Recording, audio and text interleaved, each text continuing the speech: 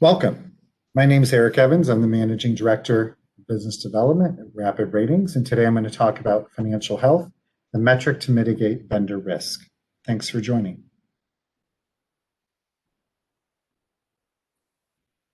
First, RapidRatings wishes all of you, your families, and colleagues good health in these troubling COVID-19 times. A little bit on our agenda. What questions might you be asking? COVID-19 and vendor risk, impacts we expect, a little bit about pre-existing conditions, financial monitoring, and vendor collaboration. First, a little background on RapidRatings. We provide the most sophisticated analysis on the financial health of public and private companies in the world. And we do this through our SaaS-based algorithmic system, where we take financial statements as the input and provide an early warning signal that's predictive.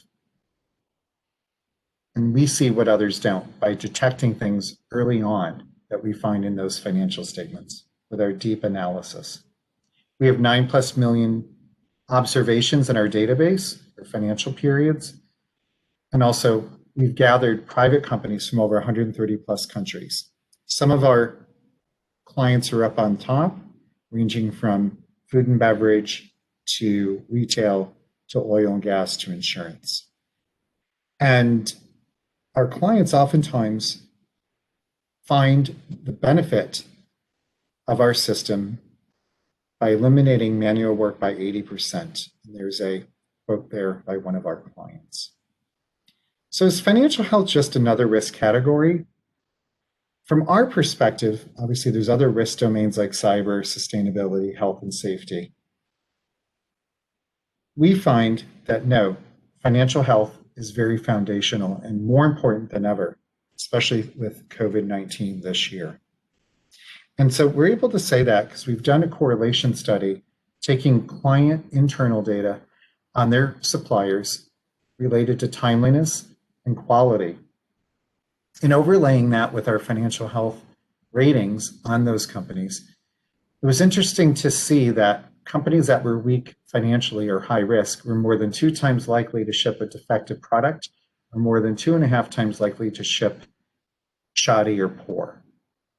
Some other clients quotes that you can see here as well, where we helped a multi-conglomerate company reduce spend by 84% on a medium risk supplier that deteriorated very quickly. So with COVID-19, it's been a very interesting year. We've noticed pre-existing conditions and stress tests that we conducted, which I'll be getting into. Some of the things coming out of that are some best practices around, do you know how strong your vendor or supply base is given COVID? Did your team manage risk for disruption well enough? Did you manage away from vendors who failed? If your current vendors will survive. For survivors, will you see problems in quality and delivery? Proper investment in areas like InfoSec, R&D, and diversity. Have you segmented vendors and have clean data? And know how capital markets and economic conditions are going to affect your vendors. And are your teams asking your vendors or suppliers the right questions? What impacts do we expect? Obviously, primary direct impact on companies. Most were underprepared and many are failing. A second wave, companies that survive short term but are destabilized and can't perform in the medium term due to structural damage and or demand changes. Macroeconomic impact, GDP, interest rates, and other systemic measures are altered globally. And then the credit cycle. There's been easy access to capital for many years, especially around private companies. And so there's another bubble coming. And we see that with over 1.5 trillion debt issued in the first half of 2020, and weaker companies and private companies have had easy access to capital for 8 to 10 years. And market volatility will continue. What we found was, on rating 28 out of the 30 largest countries, the financial health declined, indicating this worsening downturn on financials. And so coming into this crisis from 2016 to 2017, 2018, as you can see in the lower right, the red just keeps getting bigger and bigger into 2019. And so this negative indicator is going to be amongst the worst we have seen in several years.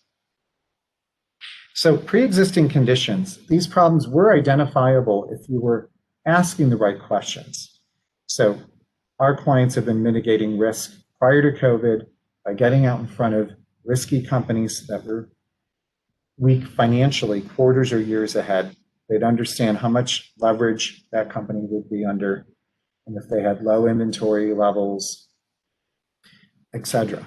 And so we did a survey in March where we went out to our private company suppliers, and the survey indicated that 47% of the companies would have not been able to continue shipments within 2 weeks of closing the facility, which is really important. Their confidence faced with a shutdown was really low in terms of bouncing back. And so not able to sustain those shipments.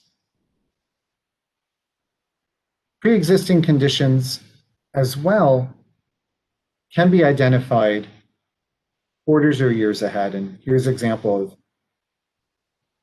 6 bankruptcies ranging from Acorn to GNC Holdings, where really from 2017 over 2020, 4 years, you can see that companies really declined in their score, ranging from a 70 all the way down to like into the 20s, which is high risk from our perspective. So we also did a stress test on different portfolios for our clients across a range of industries, stemming from oil and gas, retail, transportation, which declined anywhere from 15 to 30% due to COVID. And what we found was when we stressed our public and private company coverage, we saw the following changes in risk profiles: drops in both the financial health rating, which is our short-term score, and the core health score by nearly 25 and 30% respectively. Doubling, quadrupling of companies considered to be high and very high risk, and a decrease from over 50 to 26% of companies considered to be low or very low risk. We also did a stress test between public and private company portfolios. And so the company with a higher concentration of private companies, with 70%, the FHR rating changed predominantly more by drop by -24 versus a -14, whereas that portfolio only comprised a quarter of private companies. So the message here is that you don't want to ignore those private companies or improperly segment them out or give up on getting their financials, and that's where we come in to really help you with that. What makes RapidRatings unique? Again, the accuracy of our models, the fact that we have same methodology globally between public and private. We have 24 industry-specific model templates, because a pharma company is different than a healthcare, which is different from retail, which is different from oil and gas. And private company data. We collect those financial statements on your behalf from over 140 plus countries. We're unbiased. We have predictive and prescriptive analytics. A very intuitive scoring system, 1 to 100, with 5 categories, levels of risk, with color-coded, very easy and intuitive to understand. And this year in particular, we've seen our clients utilize our Quadrant analysis, which depicts the intersection of the FHR, the short-term score, and the core health score. So it's not just about looking at the high-risk companies today, it's looking at all of your companies and where they've been and where they're going. And so it's looking at the level and position, the change in direction, the velocity or rate of change. So you may have a low-risk company or a medium-risk company that's dropped dangerously. And so you want to get ahead of that as early as possible, quarters ahead.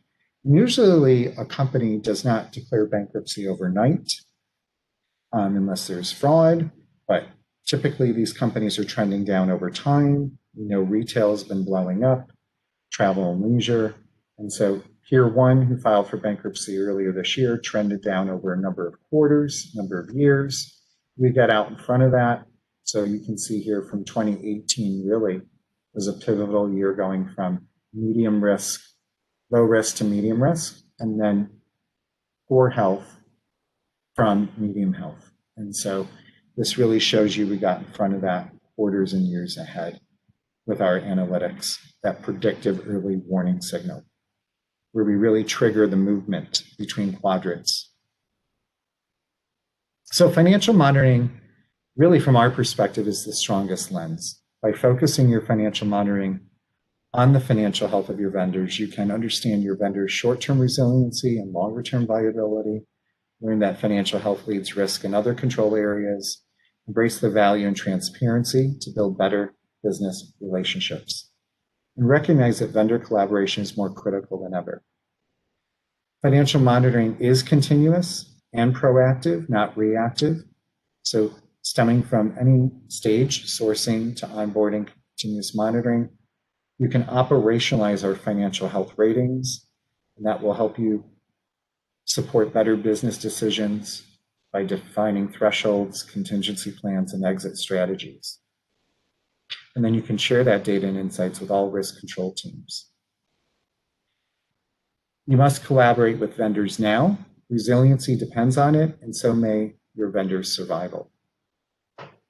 With private company financial statements, our average success rate is 85%, where we go out and obtain these financial statement disclosures from the private companies themselves from all over the globe. We receive up-to-date financial information consistently and at scale, getting audited statements, and understanding the financial data behind third parties. So you can operationalize these results into workflows. Our network outreach team, through people, process, and technology, can really overcome those challenges that you might face in terms of gathering those financials, because it's time consuming due to logistics, or a lot of times our clients have given up because of that private company resistance. And so our network outreach team does exactly that. What information are we collecting? Balance sheet, income statement, cash flow data, as well as the SIC or NAICS code, so we can run that appropriate model out of those 24 that I mentioned earlier. We have deep, rich analysis that's easy to understand and consume. Our mainstay report, the FHR report, describes what we like, what we don't like in plain English, with trend lines, and easy analysis, deep and rich. We have another report called the Financial Dialogue, and that really takes the guesswork and research needed in order to enable you to have better relationship with your supplier and foster a conversation. So we serve up the items of concern with questions that you can ask, almost like a script. And these priority discussion points and questions allow you to ask and focus around the most critical financial issues. So we really provide that for you to have that deeper dive with your vendor or supplier. What factors to cover with your vendor conversations during this time? Obviously, overall financial health, business continuity, capital, capacity, and inventory and distribution. Like we mentioned, a lot of private companies were caught with low inventory levels earlier this year, as we all understood with all the PPE equipment, masks and sanitizers, there was just not enough out there. I mean, that's just an example, but obviously, depending on the industry, there's many, many more examples. We also have an API capability where we can API into a platform like MetricStream. We have these 15 key risk indicators stemming from the FHR, the core health score. Coming from the financials, we derive these scores and resilience indicators and bring those into a platform so you can operationalize workflow and take action on our data, along with the workflows that you may have in place and processes. Our API also allows access to key reports like I mentioned, the dialogue and the financial health report. And users that have RapidRatings logins can view and download these reports right from a third-party platform like MetricStream. Parting thoughts, the impact of COVID-19 are varied, and the global economic weakness coming into the crisis might amplify, as we know. Volatility in the markets is still occurring. Models point to severe and sustained downturn in financial health. Collaboration is key to coming out of this crisis, and you must have up-to-date primary source data so you can operationalize and action it. For a free financial dialogue report, you can email me, evans@rapidratings.com, and for more insights, please visit our COVID-19 Resource Center. Thanks a lot. Appreciate you listening.